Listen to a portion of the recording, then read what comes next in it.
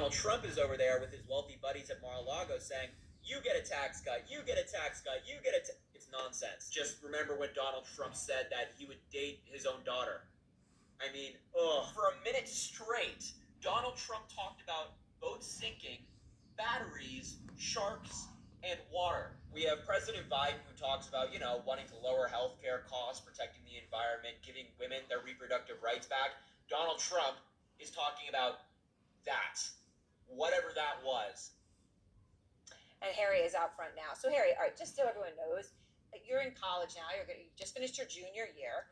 You've posted 560 videos just this year, meaning 2024, sticking up for Biden, pushing against his critics. So let me just ask you, as someone who just finished your junior year in college, how come? Why are you choosing to do this? It's obviously a huge investment of your time.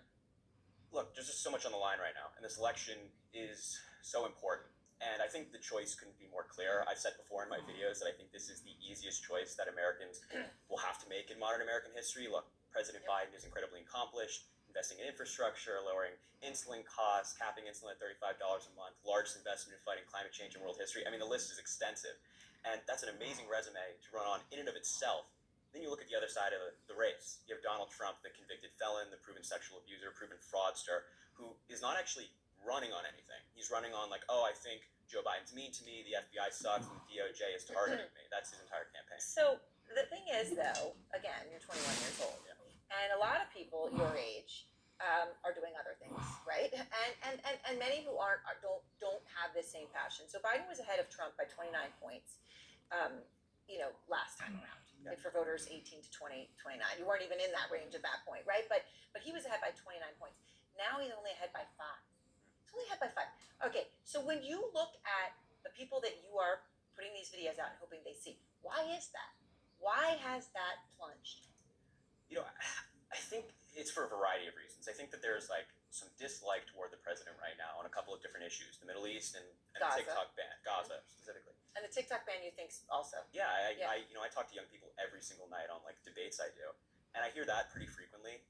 But my argument back to them is that Trump is worse on both of these issues, right? When he was president, he banned TikTok. He had an executive order that would ban it in 45 days. President Biden's just looking for divestment. And with Gaza and the Middle East, it's tragic what's happening.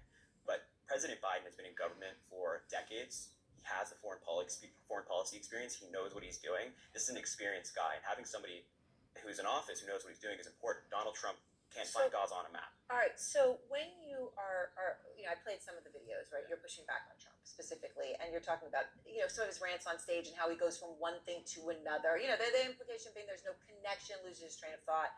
Okay. But right-wing media has been seizing on moments from Biden, right? Whether it's gaffes or how he walks or walking off the stage, the G7, you've no doubt seen that one. So as a 21-year-old, when you see those things from Biden, how he talks, how he walks, the gaffes, do they give you pause?